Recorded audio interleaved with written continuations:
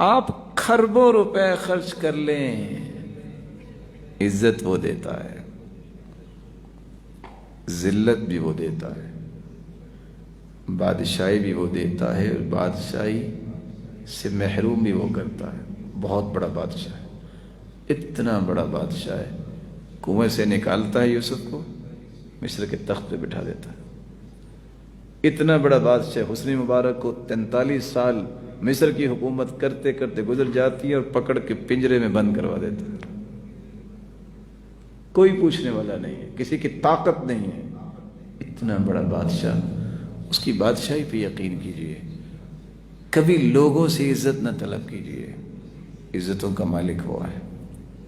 کبھی پریشان ہوئی، جو عزت اللہ نے آپ کو دینی ہے وہ دینی ہے، دنیا کی کوئی طاقت روک نہیں سکتی۔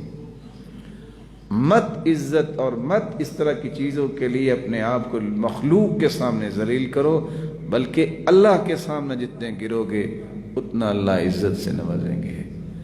یہ اللہ کے فیصلے ہیں، جو اللہ نے تمہاری قسمت میں لکھا ہے، میری قسمت میں لکھا وہ مل کے رہنا ہے۔ اور سچ کہتے تھے سلف، نصیبک یصیبک ولو کان تحت الجبلین، جو تمہاری قسمت میں ہے تمہیں مل کے رہے گا، خواہ دو پہاڑوں کے نیچے کیوں نہیں۔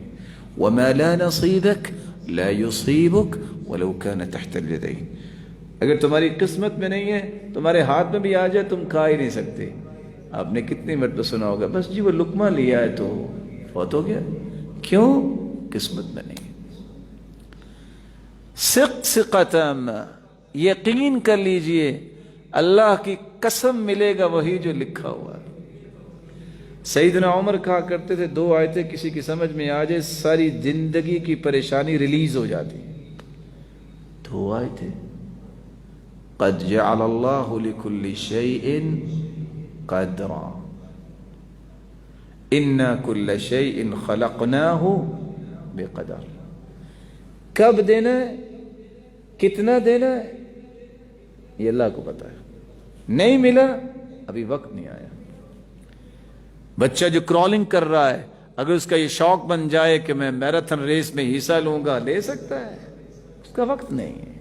یہ الگ بات ہے کہ اس کو کل کو بھی اس ریس میں حصہ لینا چاہیے کہ لینا چاہیے، وہ بچہ ریس میں حصہ نہیں لے سکتا، اس کا وقت ہے ابھی باقی۔ ایک بچے کو الف با لکھنی نہیں ہو، پڑھنی نہیں آتی ہو، کہے میں اخباری رپورٹر بن جاؤں، بن سکتا ہے؟ ایسا نہیں ہو سکتا۔ ایک وقت اللہ نے تعین کیا ہے، اللہ اس وقت دیں گے، اس سے پہلے نہیں دیں گے۔ بچے ہوتے ہیں نا، منچلے ہوتے ہیں، بعض لوگ 50 سال کے ہو کے بھی بچے ہی رہتے ہیں، وہ کہتے ہیں بس ابھی مل جائے۔ اللہ تعالیٰ پکا ہوا پھل دینا چاہتے ہیں، کچا پھل نہیں دینا چاہتے، کہیں اس کو لے کر بھی آپ کہیں وہ خوشی کا اظہار نہ کرے جو ہونی چاہیے۔ لیکن جو اللہ نے فیصلہ کیا ہے، امام غزالی کہتے تھے انسان زندگی کی ساری تمنائیں لکھ دے، اور اس کو اگر پتہ چل جائے کہ میرے رب نے یہ فیصلہ میرے بارے میں کیا ہے، تو چیخے مارتا ہوا اپنا لکھا ہوا پھاڑ دے گا، جو میرے رب نے لکھا ہے مجھے وہ چاہیے، جو میں چاہتا ہوں مجھے وہ نہیں چاہیے، کیونکہ میری سوچ لمیٹڈ ہے، میری تمنائیں لمیٹڈ ہیں۔ میں بھی اور آپ بھی اپنے بارے میں اتنا نہیں جانتے جتنا میرا اور آپ کا رب ہمارے بارے میں جانتے ہیں، کیونکہ اس نے پیدا کیا ہے۔